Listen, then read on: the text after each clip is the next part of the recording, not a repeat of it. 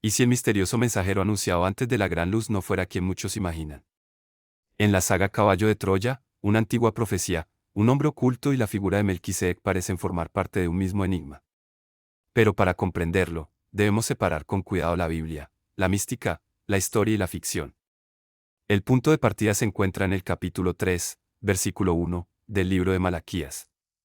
Allí se anuncia la llegada de un mensajero que preparará el camino. En el Nuevo Testamento, los evangelios relacionan directamente esta profecía con Juan el Bautista. Juan predicó en el desierto durante el siglo I. Invitaba a las personas a cambiar su manera de vivir y las preparaba para la llegada de Jesús. Por esa razón, dentro de la interpretación cristiana tradicional, Juan es el mensajero que abre el camino. Sin embargo, Caballo de Troya propone una lectura diferente. Es importante recordar que Caballo de Troya es una saga de novelas escrita por J.J. Benítez. Aunque sus relatos mezclan personajes bíblicos, lugares históricos y reflexiones espirituales, las conversaciones y revelaciones presentadas en la obra pertenecen a su universo narrativo. No deben confundirse con testimonios históricos comprobados. Dentro de la saga, Jesús, llamado también Michael, afirma que la profecía de Malaquías tendría un significado más amplio. Según esta versión literaria, el mensajero definitivo no habría aparecido durante el siglo I. Llegaría mucho tiempo después, antes de un acontecimiento conocido como Orgadol, expresión que puede traducirse como gran luz. Aquí comienza el misterio de Jase. En la novela Caballo de Troya 9, Caná, aparece una frase enigmática relacionada con el Evangelio de Marcos. El texto menciona a Jase como el nombre de una figura que conduciría hacia el guía. La frase funciona como una clave que el lector debe intentar descifrar. Jase es, en primer lugar, el nombre de una ciudad antigua. Fue una importante población cananea situada en el norte de la región que hoy conocemos como Israel. La Biblia la menciona en relatos relacionados con las conquistas de Josué, y la arqueología confirma que existió como un centro urbano de gran importancia. Pero en la novela, Jase cumple una función distinta. No se utiliza solamente como nombre de una ciudad. Se convierte en una palabra que esconde otra palabra. Al cambiar el orden de sus letras, Jase puede transformarse en Zoar. Para entenderlo, pensemos en un juego sencillo. Las mismas letras de la palabra amor pueden reorganizarse para formar Roma. Las letras no cambian. Lo que cambia es su posición. En el material de la novela, esta reorganización se relaciona con el término Gilgul. Sin embargo, conviene ser prudentes. La conexión exacta entre Jase y Zoar funciona principalmente como un recurso literario y criptográfico dentro de la historia. No existe evidencia histórica que demuestre que la antigua ciudad de Jase escondiera realmente este mensaje. La palabra Zoar significa brillo, resplandor o esplendor. También da nombre a una de las obras más importantes de la tradición mística judía conocida como la Cábala. Por esa razón, el cambio de Jase a Zoar permite relacionar al mensajero con la idea de la luz. El nombre oculto no revelaría necesariamente la identidad personal del enviado. Podría describir su misión. Sería alguien encargado de preparar a la humanidad para una nueva comprensión espiritual. Pero el enigma no termina allí.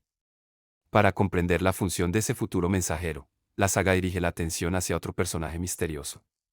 Su nombre es Melquisedec. Melquisedec aparece brevemente en el capítulo 14 del Génesis. El texto bíblico lo presenta como rey de Salem y sacerdote del Dios Altísimo. Después de una batalla, Melquisedec sale al encuentro de Abraham, quien más tarde será llamado Abraham. Le ofrece pan y vino, lo bendice y recibe de él una 10ª parte de los bienes obtenidos. La Biblia ofrece pocos detalles sobre su origen. No explica quiénes fueron sus padres, cómo llegó a ser sacerdote ni qué ocurrió con él después. Ese silencio convirtió a Melquisedec en una figura llena de misterio. Con el paso del tiempo surgieron distintas interpretaciones. Algunos lo vieron como un rey justo. Otros lo consideraron un modelo del sacerdocio. En ciertos textos antiguos, su figura adquiere características celestiales y se relaciona con la justicia divina. Uno de esos textos fue encontrado entre los manuscritos de Qumrán, cerca del Mar Muerto. En ese documento, conocido como 11 Melquisedec, el personaje aparece vinculado con la liberación y el juicio. Esto demuestra que, antes del cristianismo, ya existían comunidades que otorgaban a Melquisedec una importancia mucho mayor que la indicada en el breve relato del Génesis. Caballo de Troya lleva esa interpretación todavía más lejos. Dentro de la saga, Melquisedec es presentado como un precursor espiritual que habría llegado a la tierra muchos siglos antes de Jesús. Según el relato literario, su misión fue transmitir una imagen de Dios diferente a la de un gobernante cruel y castigador. En esa enseñanza, Dios es descrito como un Padre cercano, y cada ser humano posee en su interior una chispa de origen divino. Algunas partes del material llaman a esa chispa Nitzutz, una palabra hebrea relacionada con la idea de una pequeña luz interior. Debemos repetir una distinción importante. El Génesis no dice que Melquisedec fuera un ser cósmico, ni menciona una túnica con círculos azules, ni lo presenta como enviado del llamado Padre Azul. Esos elementos pertenecen a la interpretación espiritual y al universo narrativo de Caballo de Troya. Aún así, dentro de la lógica de la novela, Melquisedec sirve como modelo del verdadero precursor. Un precursor es alguien que llega antes para preparar algo. Podríamos compararlo con un arquitecto que diseña los planos de una casa mucho antes de que comience la construcción. Melquisedec habría sembrado una idea espiritual.